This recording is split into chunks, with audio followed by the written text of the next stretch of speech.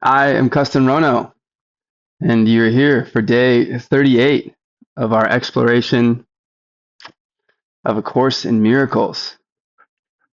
Thank you for being here and blessing me with your holiness.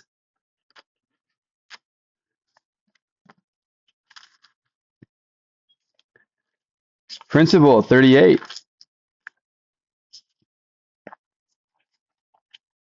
The Holy Spirit is the mechanism of miracles. He recognizes both God's creations and your illusions. He separates the true from the false by his ability to perceive totally rather than selectively. The Holy Spirit is the mechanism of miracles. Okay?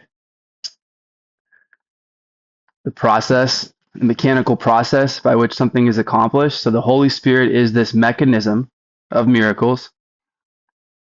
Interesting that the language here is He.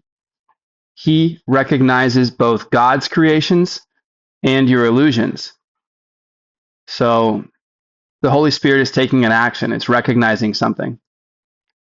In one hand, it's got God's creations, I suppose, of which we are one, and our illusions, what we have been creating or attempting to create out of some falsehood. He, I assume the Holy Spirit, he separates the true from the false. So the Holy Spirit, in its in its purpose, recognizes God's creations and our illusions, separating the true from the false by his ability to perceive totally rather than selectively. So the Holy Spirit has some capability that we do not have, or have at least yet. The Holy Spirit, we're being told, has an ability to perceive totally. So I assume a perspective that is all encompassing rather than selectively. I'm not sure if that's a nod to how this book has been phrasing our tiny experience, our tiny perspective, or our inability to yet appreciate everything as one with some universal purpose. That the Holy Spirit has the ability to see beyond some selective perception and instead can perceive totally. So let's just sum it up, maybe to say the Holy Spirit has true vision, and with true vision can easily see illusions right through them. So with this gift of true vision, the Holy Spirit, able to perceive totally, is separating what is true, God's creations, from what is false, our illusions. And such is the mechanism of miracles. Oh, Holy Spirit, thank you. Thank you for creating this process to separate truth from false.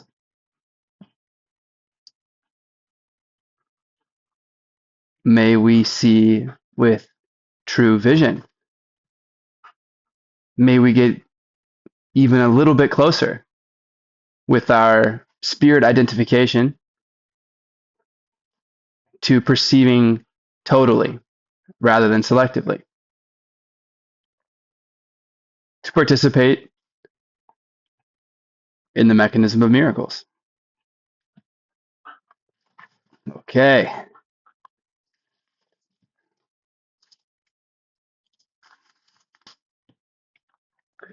Lesson 38. There is nothing my holiness cannot do. Yesterday, my holiness blesses the world. The day before, my holiness envelops everything I see. The day before, my mind is part of God's. I am very holy. The day before, I could see peace instead of this. The day before, there is another way of looking at the world. We are allowing ourselves permission to understand that things could be perceived differently. There is another way of looking at the world. Perhaps we do not see perfect peace, so we announce, I could see peace instead of this. How could I see peace instead of this? Well, my mind is part of God's. I am very holy. This being, of course, not the way that we see ourselves now, but this is what vision is said to show us, that we are very holy, that our mind is part of God's. My holiness envelops everything I see. We are somehow meant to digest an idea that our holiness encompasses everything we see. Maybe that's possible as our mind is of God's. Yesterday, my holiness blesses the world. Our purpose, it announced, is to see the world through our own holiness. This is our true function in the world. Our true purpose is to see the world through our own holiness, that we have this power within us. As our holiness blesses the world, enveloping everything we see, that our mind is part of God's. Thus, we are very holy. And today, there is nothing my holiness cannot do. Okay, infinite power, infinite opportunity. Your holiness reverses all the laws of the world. Whoa, time out. What does time out even mean? Your holiness reverses all the laws of the world. If we are not seeing through a lens of our holiness yet, if we're not seeing through a lens of our holiness,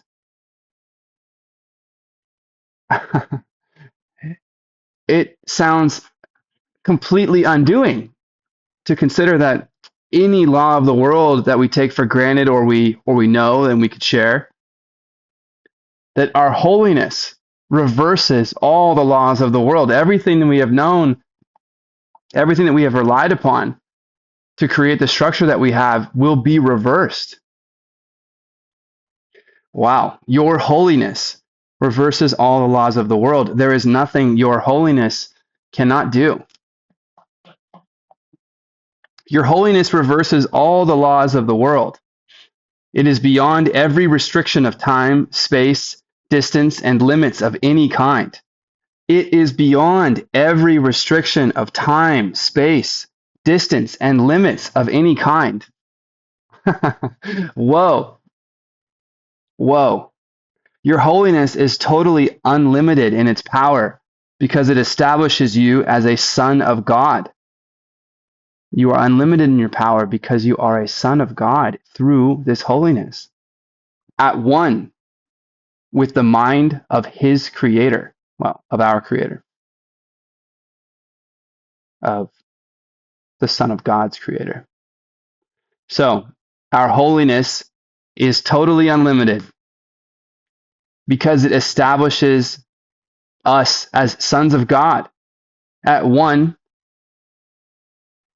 with the mind, capital M, and the creator, capital C. Through your holiness, the power of God is made manifest. Through your holiness, the power of God is made manifest.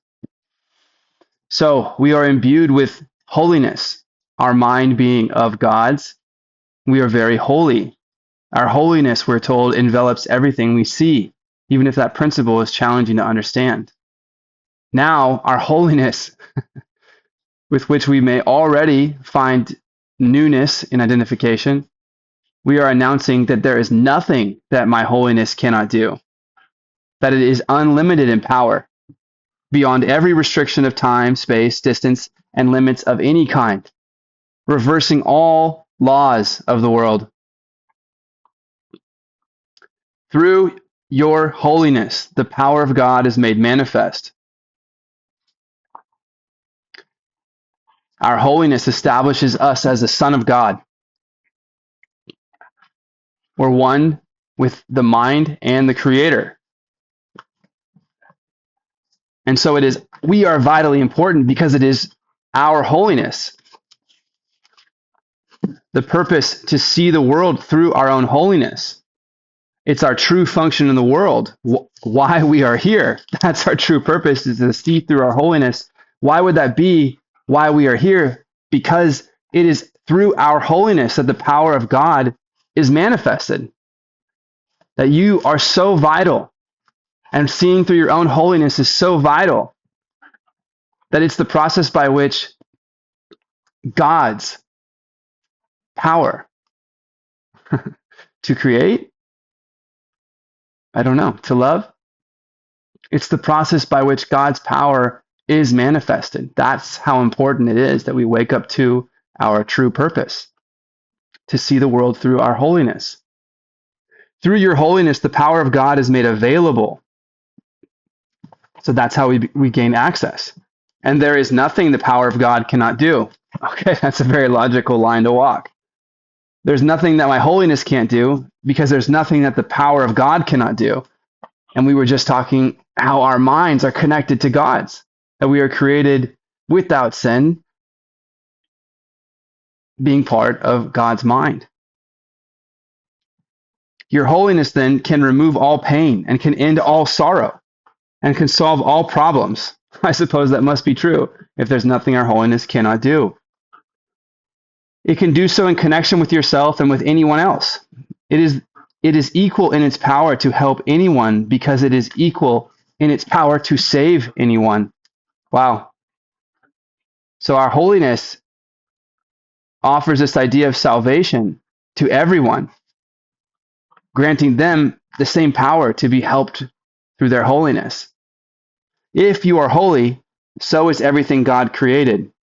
You are holy because all things He created are holy, and all things He created are holy because you are. If you are holy, so is everything God created. You are holy, so everything, since you are of God, is also holy, because everything God creates is holy. And all things He creates are holy because you are. So a circular method here to prove that all things are holy, because if we are, anything is. Because everything has some universal purpose. In today's exercises, we will apply the power of your holiness to all problems, difficulties, or suffering in any form that you can think of, in yourself or in someone else. We will make no distinction, because there are no distinctions. In the 4 longer practice periods, each preferably to last a full 5 minutes, repeat the idea for today. Close your eyes and then search your mind for any sense of loss or unhappiness of any kind as you see it. Let's remember here that there is nothing our holiness cannot do.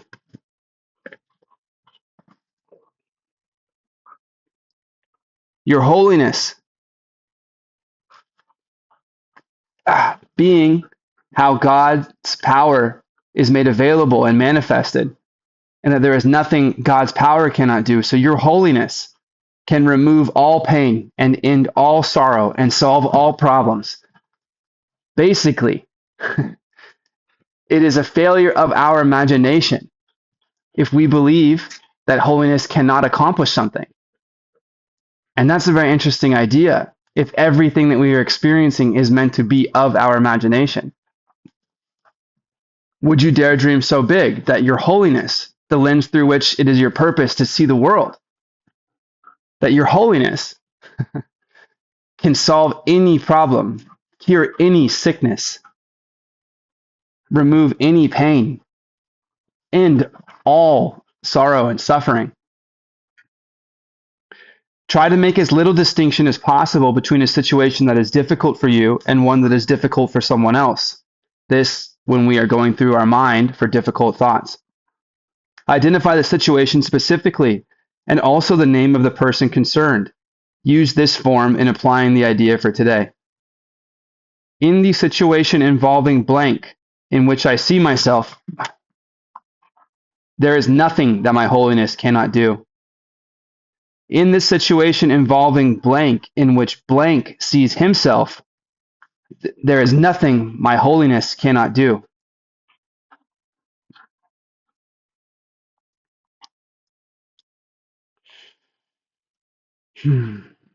Any sense of loss or unhappiness of any kind as you see it. There is nothing my holiness cannot do.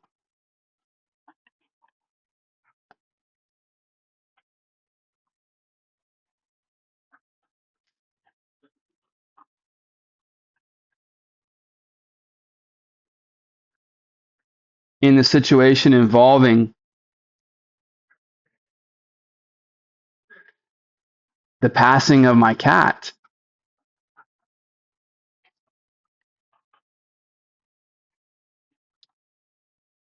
in which I see myself, there is nothing that my holiness cannot do. In the situation involving the passing of my cat, in which my cat may see himself, there is nothing my holiness cannot do. From time to time, you may want to vary this procedure and add some relevant thoughts of your own. You might like, for example, to include thoughts such as, there is nothing my holiness cannot do because the power of God lies in it. There is nothing your holiness cannot do because the power of God lies in it. Introduce whatever variations appeal to you, but keep the exercise focused on the theme, which is, there is nothing my holiness cannot do. The purpose of today's exercises is to begin to instill in you a sense that you have dominion over all things because of what you are. Okay, you have dominion over all things because of what you are. Purely your design, what it is that you are, the way that you have not been seeing yourself, the way that I have not been seeing myself. The Holy Spirit dividing us, separating us by category, recognizing that we are still playing with illusions in what you truly are rather than what you believe you are. As I believe that I'm here right now, physically playing with this dog, talking to you, that there is some other way of seeing the world. There's another way of looking at this.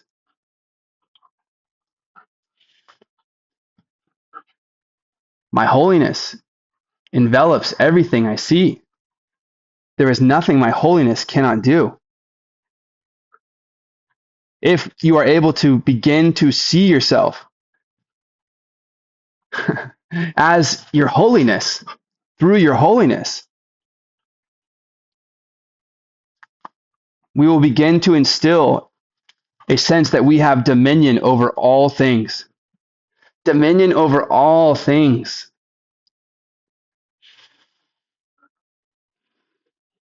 Perhaps that alone is enticing for some people to continue conscious control, an idea of power through control, creating a lack and therefore causing pain that will be felt eventually by somebody somewhere. The opposite of what true vision is, which requires no sacrifice of anyone. It may only bless.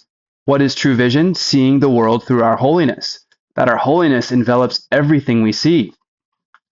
That our holiness can do anything at all. It can do everything. So when we hear that today's exercise, its purpose is to begin to instill a sense of dominion over all things, may we do so with ease. That there is something beautiful about having dominion over all things so that we can imbue those things with love. Remember, we're focusing on love, appreciation, and an open mind to discover this awakening to true vision, truth itself, abundance, more love, that you are worthy and powerful and abundant already and totally complete. And you have the power by the pure design of what you are to understand that you have dominion over all things, that you can end all suffering, end all pain, because it is you who is creating it. In the frequent shorter applications, apply the idea in its original form, unless a specific problem concerning you or someone else arises or comes to mind. So we will simply just say, there is nothing my holiness cannot do, but if some situation comes up, any sense of loss or unhappiness of any kind, we will say, in this situation involving blank in which I see myself, there is nothing that my holiness cannot do. In that event, use the more specific form in applying the idea to it. In the situation involving blank in which blank sees himself, there is nothing my holiness cannot do. Whew. What a big idea. Well, there are no miracles that are bigger or harder than any. But for fun, what a big idea. Perhaps calling it big separates exactly how little I see of true vision, but what a fun idea. What an exciting idea. To have dominion over all things, to be limited purely by my imagination and theory for what my holiness could apply to. That I may see everything through my holiness. That if I am holy, then all things are holy, and I am holy because I am of God. The purpose of today's exercise is to begin to instill in you a sense that you have dominion over all things because of what you are. There is nothing my holiness cannot do. Please repeat after me. There is nothing my holiness cannot do because the power of God lies in it.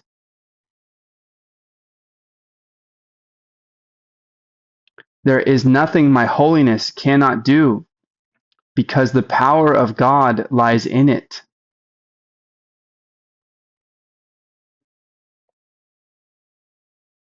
There is nothing my holiness cannot do because the power of God lies in it.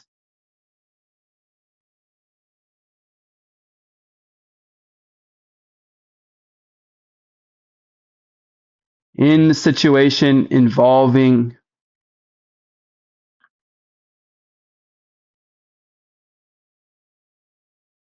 the loss of purchasing power for every individual,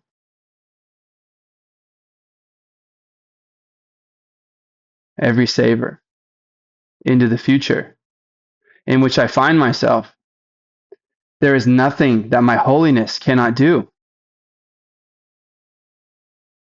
In the situation involving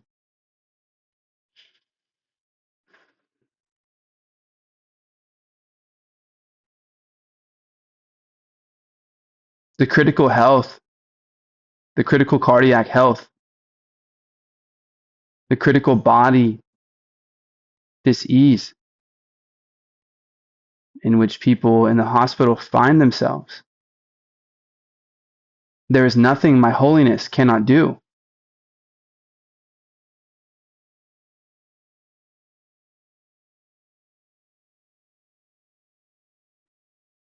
In the situation involving my opportunity to create provision and abundance for myself and my family and those who are curious to learn with me, in which I find myself, there is nothing my holiness cannot do. There is nothing my holiness cannot do because the power of God lies in it.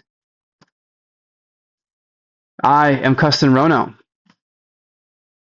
and today on day 38, you are admitting that there is nothing your holiness cannot do. Until tomorrow, please be well. Step into your purpose of seeing all there is through your holiness. Please, for me, for you, there is nothing your holiness cannot do. Be well.